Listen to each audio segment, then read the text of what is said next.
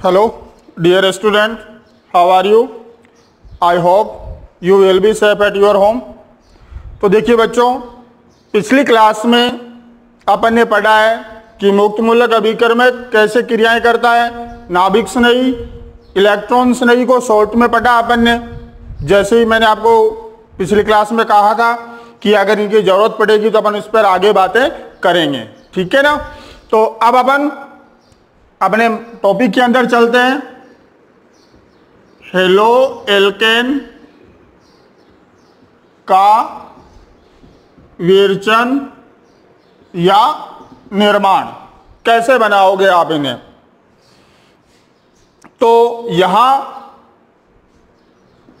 सबसे पहले अपन बात कर लेते हैं एल्केन हाइड्रोकार्बन से।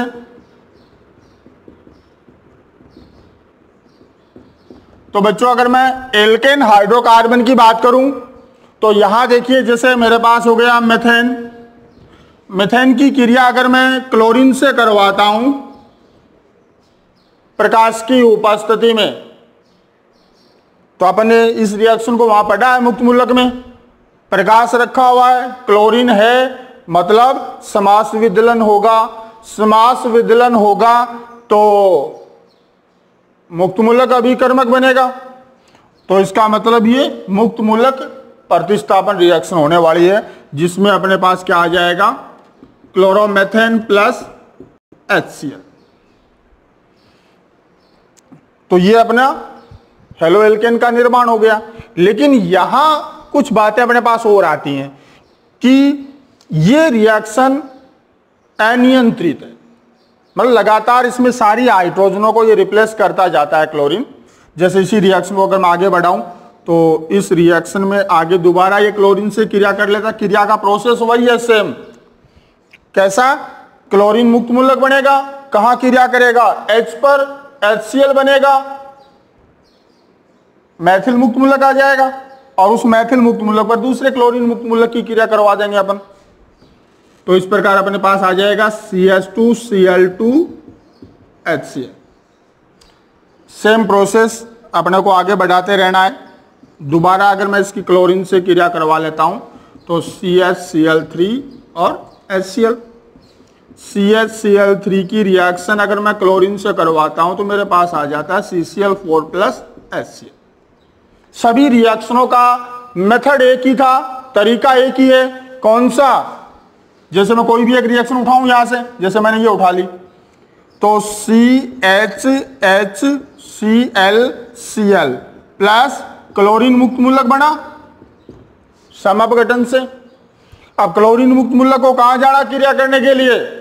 पाई बॉन्ड वाले कार्बन पर, नहीं है मेटल पर, नहीं है कार्बन की हाइड्रोजन। तो कहां क्रिया जाएगी? कार्बन की हाइड्रोजन पर। बंध में कितने इलेक्ट्रॉन देगा? एक किसको देना? यहां से आएगा, इसका एक इलेक्ट्रॉन यहां चला जाएगा। क्या बना अपने पास? इसी की बात कर रहा हूं मैं। क्या बना? HC, एक इलेक्ट्रॉन आया ना यहां, मुक्त मूलक बन गया, और HCl बाहर निकल गया। अब इस मुक्त मूलक से जो दूसरा क्लोरीन मुक्त मूलक बचा वो जुड़ जाएगा और क्या बन जाएगा? CHCl3 बन जाएगा। हर रिएक्शन का यही मेथड, समझ गए? तो इस क्रिया में अपने पास क्लोरोमेथेन, डाइक्लोरोमेथेन, ट्राइक्लोरोमेथेन, टेट्राक्लोरोमेथेन, चारों प्रकार के कंपाउंड आते हैं, जिनको बाद में प्रभाजी आसवन द्वारा पृथक किया जाता है। जब अपन इनका प्रभाजी आसवन करेंगे, सबसे पहले बाहर कौन आएगा? क्लोरोमेथेन। उसके बाद कौन आएगा? डाइक्लोरोमेथेन। उसके बाद कौन आएगा? ट्राइक्लोरोमेथेन। लास्ट में कौन बच गया? टेट्राक्लोरोमेथेन। सबको अलग अलग कर लेंगे। इसी वजह से हेलो एल्केन बनाने के लिए या बनाने की ये विधि जो है वो उचित नहीं है। शॉर्ट में पूछ सकते हैं आपसे, जैसे आपसे कहा जाए कि एल्केन से हेलो एल्केन बनाने की ये विधि प्रयुक्त या प्रयुक्त क्यों नहीं की जाती है या उचित क्यों नहीं है, तो आप वहां जवाब दे सकते हो कि इस मेथड से मोनो डाई ट्राई और टेट्रा क्लोरो एल्केन का मिश्रण प्राप्त होता है, जिस कारण मोनो हेलो एल्केन बनाने के लिए इस विधि का प्रयोग उचित नहीं माना जाता। क्योंकि अपने पास एक प्रोसेस और बढ़ गया है ना, यहां मिश्रण बना तो परवाजी आसवन से अपन अलग कर रहे हैं, अपने को जरूरत केवल इसकी है, ये फिजूल में बन गए अपने पास, ये अपने लिए कोई काम के नहीं है। हाँ, अगर इनकी जरूरत है अपने को तो अपनी इस विधि को यूज कर सकते हैं, लेकिन अपने को अगर केवल इसी की जरूरत है तो ये फिजूल में बने, अपना जो उत्पाद है वो काफी कम मात्रा में बना है, तो इस वजह से ये विधि उचित नहीं मानी जाती है। तो ये तो हो गई बात इस मेथड की, बनाना है तो ये तरीका अपने पास है। अब मैंने मुक्त मूलक पढ़ाते समय आपको बताया था कि उसके बारे में अपन थोड़ी आगे जैसे इस विरचन के अंदर रिएक्शन पढ़ेंगे वहां अपन इन बातों का जिक्र करेंगे, तो अभी अपन उन्हीं के बारे में थोड़ा सा और जान लेते हैं, पढ़ लेते हैं। वो ये है कि मुक्त मूलक अभिकर्मक की अगर मैं बात करूं, जब उसकी हाइड्रोजन पर रिएक्शन होती है, तो बच्चों हाइड्रोजन पर जब रिएक्शन होती है तो उस समय देखिए, अगर मैं मोनो हेलो एल्केन बना रहा हूं सिर्फ, यहां अगर मैं इसकी क्रिया करवाऊं तो कोई प्रॉब्लम नहीं है, Cl2 डाल देंगे, यहां CH3 CH2 Cl बन जाएगा, HCl बाहर निकल जाएगा, नो डाउट, कोई समस्या नहीं है। लेकिन अगर मैं बात करूं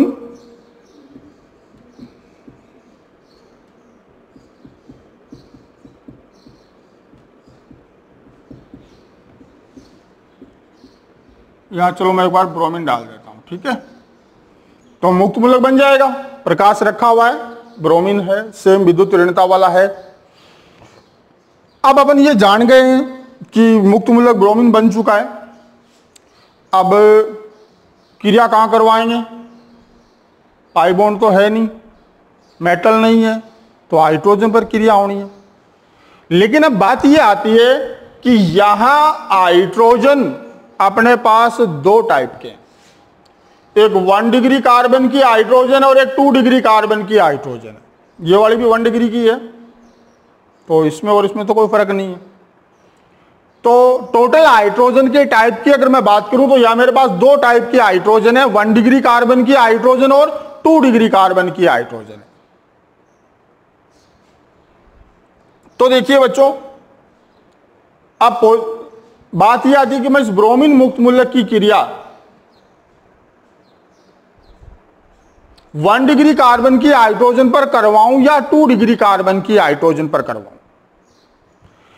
अगर मैंने इसकी क्रिया 1 डिग्री कार्बन की हाइड्रोजन पर करवाई तो एक इलेक्ट्रॉन यहां से आ जाएगा, एक इलेक्ट्रॉन यहां चला जाएगा, मेरे पास क्या बना, CH3 CH2 CH2 मुक्त मूलक बना और HBr बना।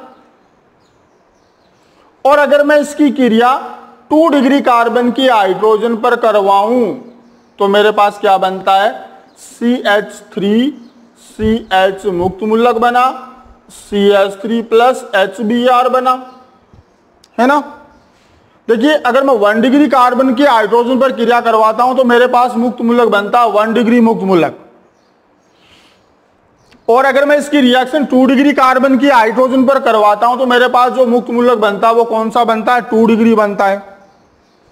अब आप ही बता दो मेरे को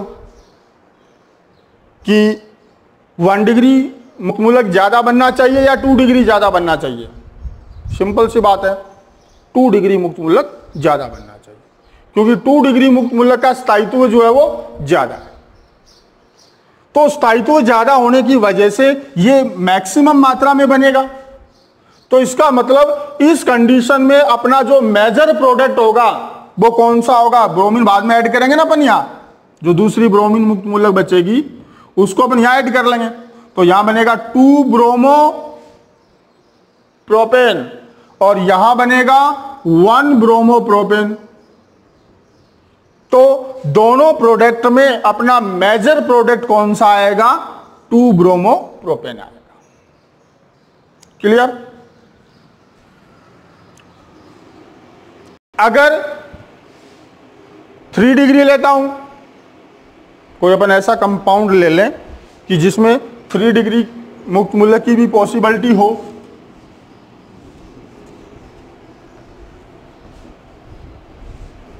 वो कैसे? देखिए, CH3 CH3H CH CH2H, ये 1 degree carbon, 2 degree carbon, 3 degree carbon, 1 degree carbon, 1 degree carbon. अब अगर मैं ब्रोमीन मुक्त मूल्य की क्रिया करवाऊं तो 1 डिग्री पर करवाऊंगा तो 1 डिग्री मुक्त मूलक बनेगा, 2 डिग्री पर करवाऊंगा तो 2 डिग्री मुक्त मूलक बनेगा, 3 डिग्री पर करवाऊंगा तो 3 डिग्री मुक्त मूलक बनेगा। तो ज्यादा स्टेबिलिटी किसकी है? 3 डिग्री मुक्त मूलक की है। तो इसका मतलब अपना मेजर प्रोडक्ट कौन सा बनेगा? 3 डिग्री वाला बनेगा। उसके बाद कौन सा बनेगा? 2 डिग्री वाला बनेगा। उसके बाद कौन सा बनेगा? 1 डिग्री वाला बनेगा। समझ गए बात को? तो इस प्रकार आप मेजर प्रोडक्ट निकाल सकते हो। लेकिन यहां एक छोटी सी समस्या आती है। वो छोटी सी समस्या ये है, पहली चीज तो आप दिमाग में रखेंगे कि इस रिएक्शन में F2 का यूज अपन नहीं करते। उसका कारण है कि इसकी रिएक्शन काफी विस्फोटक होती है, काफी फास्टली करता है। तो विस्फोटक कंपाउंड बनने की वजह से, अब विस्फोटक रिएक्शन की वजह से ये क्रिया F2 की नहीं आ रही है। अब अपने पास बचे क्लोरीन, ब्रोमीन और आयोडीन। इन दोनों की रिएक्शन अपन इस क्रम में करवा सकते हैं। लेकिन अगर मैं क्लोरीन की बात करूं, तरीका वही होगा। एक छोटी सी नई चीज अपने पास आती है और ये मोस्टली 12th लेवल तक तो काम नहीं आती है, क्योंकि 12th लेवल में अपने पास जितनी भी रिएक्शन है वो 2 डिग्री तक की है, तो वहां तक कोई समस्या नहीं आ रही है, जो मुक्त मूल्य के स्थायित्व क्रम से अब निकल जाती है। लेकिन थोड़ा सा अगर अपन कंपटीशन लेवल की बात कर लें तो वहां देखिए, यहां क्लोरीन और ब्रोमीन का जो नेचर है, इसके मेजर प्रोडक्ट निकालने के लिए अपन क्या करते हैं कि क्लोरीन जो है ये काफी, देखो F2 के बाद अगर अपन बात करें तो क्लोरीन की नेगेटिविटी ज्यादा है, इसकी क्रियाशीलता फास्ट होगी, बाद में ब्रोमीन, सबसे लास्ट में आयोडीन। तो क्लोरीन जो है ये सिलेक्टिव की बजाय रिएक्टिव ज्यादा है। तो कौन सा प्रोडक्ट बनाना है, ये जो है वो कौन से गुण का हिस्सा है? सिलेक्टिव गुण का।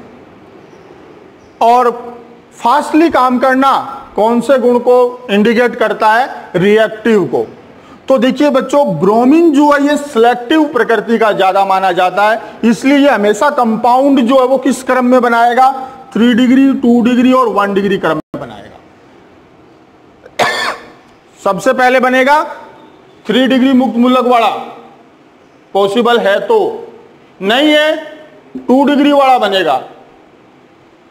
2 डिग्री वाला पॉसिबल नहीं है तो फिर लास्ट 1 डिग्री तो है ही, वो बनेगा। क्लोरीन की अगर अपन बात करें तो ये रिएक्टिव ज्यादा है, ये कभी कभी ये सिलेक्ट नहीं करता कि 3 डिग्री ज्यादा बनना चाहिए, क्योंकि देखिए बच्चों यहां क्या होता है, इन ग्रुप की जो त्रिविमीय बाधाएं ये रिएक्शन में थोड़ी सी बाधा उत्पन्न करती हैं और रिएक्शन को होने में अवरोध दे रही है, रोकने का प्रयास कर रही है। तो उस कंडीशन में जब क्लोरीन ज्यादा एक्टिव है तो ये इस मुक्त मूलक तक जाने से पहले यही क्रिया कर लेता है, 1 डिग्री का बना देता है। तो उस गुण को देखते हुए क्लोरीन और ब्रोमीन के मेजर प्रोडक्ट निकाले जाते हैं कि कौन से मेजर प्रोडक्ट बन सकते हैं। तो उस हिसाब से अगर 3 डिग्री कंपाउंड मेरे पास है और क्लोरीन की अगर रिएक्शन हो रही है तो उस कंडीशन में 1 डिग्री वाला कंपाउंड बनेगा, न कि 3 डिग्री वाला। ये सिर्फ क्लोरीन के साथ है, ब्रोमीन आयोडीन के साथ ऐसा नहीं है। ब्रोमीन और आयोडीन के साथ अपन हमेशा कैसे कंपाउंड बनाएंगे? सबसे पहले बनाएंगे 3 डिग्री का। अगर जैसे यहाँ 3 डिग्री के चांसेस हैं तो यहाँ अपना कौन सा बनेगा? 3 डिग्री का बनेगा। अगर ये नहीं होता तो अपन कौन सा बनाते? 2 डिग्री वाला बनाते। ये भी नहीं होता तो कौन सा बनाते? 1 डिग्री वाला। समझ गए बात को? लेकिन अगर इसी रिएक्शन में मैं Br2 की बजाय Cl2 डालूं तो Cl2 बच्चों 3 डिग्री की बजाय कौन सा मेजर प्रोडक्ट देगा? यहां अगर मैं निकालता आता हूं, जैसे ये रिएक्शन ले लूं,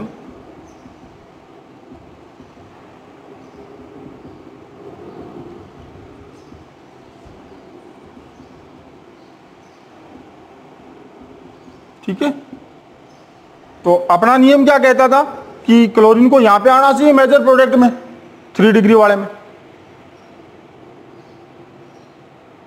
लेकिन यहां ये मेजर प्रोडक्ट न बनने के कौन सा मेजर प्रोडक्ट बनेगा? 1 डिग्री का बनेगा। यानी यहां मेजर प्रोडक्ट अपने पास जो आएगा, ये काफी अच्छा क्वेश्चन है बच्चों, इस पे ध्यान देना आप। और ये बात केवल किस पर लागू हो रही है? क्लोरीन पे लागू हो रही है, ब्रोमीन और आयोडीन पर ये लागू नहीं हो रही है। समझ गए बात को?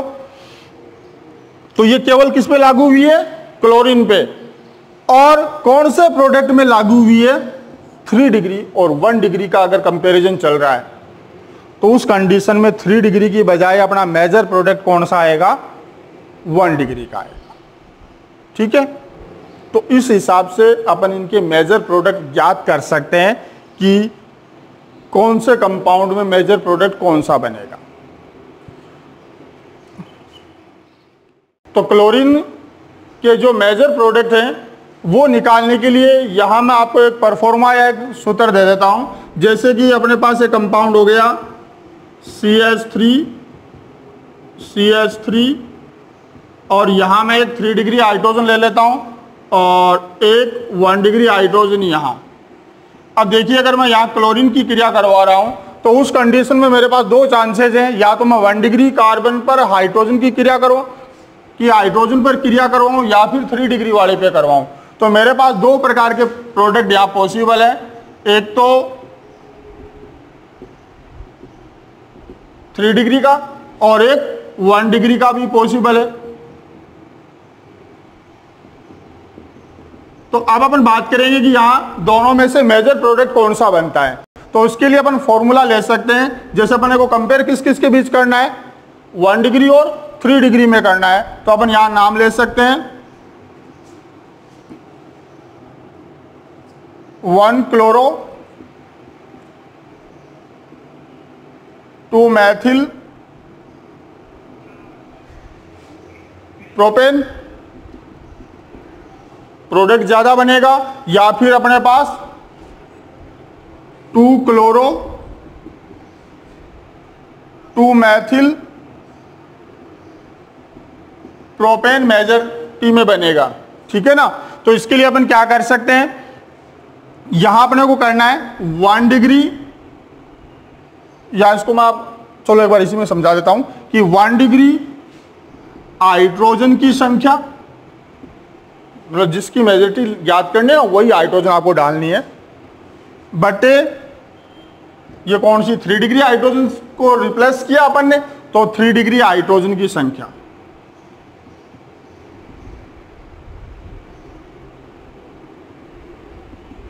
क्लियर? गुणा यहां 1 डिग्री हाइड्रोजन की क्रियाशीलता बटे 3 डिग्री हाइड्रोजन की क्रियाशीलता। इस फॉर्मूले की सहायता से आप क्लोरीन के जितने भी प्रोडक्ट हैं, कौन सा मेजॉरिटी में बनेगा, कौन सा कम बनेगा, वो चीजें आप निकाल सकते हो क्लोरीन और ब्रोमीन दोनों के लिए। ठीक है ना? बस, लेकिन उसके लिए अपने को ये पता होना चाहिए कि ये जो हाइड्रोजन की क्रियाशीलता है, ये चीज आपको याद करनी होगी। क्लोरीन के लिए बच्चों ये क्या है, जैसे ये 3 डिग्री हाइड्रोजन में मान लूं 2 डिग्री हाइड्रोजन, और थोड़ा मैं नीचे लिख देता हूं, ठीक है, 3 degree hydrogen, 2 degree hydrogen, 1 degree hydrogen. Chlorine के लिए इनकी जो क्रियाशीलता है 3 डिग्री की 5, 2 डिग्री के लिए 3.8 और इसके लिए 1.0 भी बोल सकते हो, 1 लिख सकते हो। ब्रोमीन के लिए ये जो क्रियाशीलता है वो क्या है, 3 डिग्री के लिए 1600 है, 2 डिग्री के लिए 82 है और 1 डिग्री के लिए 1। ये संख्याएं आपको याद करनी होंगी, इससे आप इनकी मेजर टी या मेजर प्रोडक्ट निकाल सकते हो। अब देखिए यहां कैसे निकाल सकते हैं अपन 1 डिग्री हाइड्रोजन की संख्या। तो आपको इस कंपाउंड में देखना है कि 1 डिग्री हाइड्रोजन कितने हैं टोटल। तो 1 degree carbon, 1 degree carbon, 1 degree carbon, तो 1 डिग्री हाइड्रोजन कितने हुए, 3, 3, 6 और 3 9 हुए। तो यहां 1 डिग्री हाइड्रोजन की संख्या कितनी आ गई, 9 बटे 3 डिग्री हाइड्रोजन की संख्या। तो 3 डिग्री कार्बन की हाइड्रोजन कितनी संख्या है, 1 है, तो यहां अपॉन 1 गुणा 1 डिग्री हाइड्रोजन की क्रियाशीलता क्लोरीन के लिए। तो क्लोरीन के लिए 1 डिग्री हाइड्रोजन की क्रियाशीलता कितनी आ रही है, 1 आ रही है। तो यहां 1 बटे 3 डिग्री हाइड्रोजन की क्रियाशीलता, तो क्लोरीन के लिए 3 डिग्री हाइड्रोजन की क्रियाशीलता कितनी है, 5 है। तो आप यहां डाल सकते हो बटे 5। तो कितना अनुपात बना अपने पास, 9 बटे 5। क्या अनुपात आ गया अपने पास, 9 बटे 5। यानी कि ये वाला प्रोडक्ट जो है 1 क्लोरो वाला कितना बनेगा, 9 अनुपात में बनेगा। तो ये वाला प्रोडक्ट बनेगा आपका 5 अनुपात में। बाकी प्रतिशत मात्रा आप निकाल सकते हो। यही अगर मैं क्लोरीन न लेकर, या चलो मैं एक और एग्जांपल लेके बता देता हूं आपको, CH3CH प्लस Cl2। तो याद देखिए मेरे पास 2 प्रोडक्ट पॉसिबल है, या तो मैं 1 क्लोरोप्रोपेन बनाऊं या 2 क्लोरोप्रोपेन बनाऊं। भाई 1 डिग्री के हाइड्रोजन को रिप्लेस करूं या 2 डिग्री हाइड्रोजन को रिप्लेस करूं। अगर मैं 1 डिग्री को कर रहा हूं तो मेरे पास क्या आया, CH3 CH2 CH2 Cl आया। 2 डिग्री को अगर मैं रिप्लेस करता हूं तो मेरे पास क्या आ रहा है, CH3 CH Cl CH3 आया। 2 क्लोरो प्रोपेन या 1 क्लोरो प्रोपेन। परफॉर्मा यही रहेगा। यहां अपने पास क्या नाम आ जाएगा, 1 क्लोरोप्रोपेन बटे 3 क्लोरोप्रोपेन, नहीं 2 क्लोरोप्रोपेन, सॉरी 2 क्लोरोप्रोपेन। इनके बीच कंपेयर दे रहे हैं अपन। तो यहां क्या लिखूं, 1 डिग्री हाइड्रोजन की संख्या। तो इस कंपाउंड में 1 डिग्री हाइड्रोजन कितने हैं, 3 और 3 6